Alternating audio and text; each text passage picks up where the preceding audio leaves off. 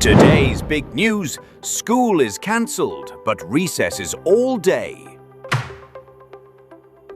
Math replaced with dodgeball. Reading, now it's tag time.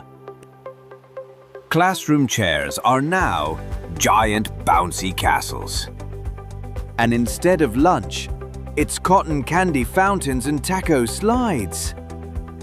One kid even got detention for yawning. But beware, the principal of playtime is watching.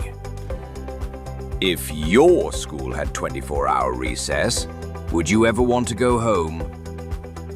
Only at Kid Power HQ, where every day is play day.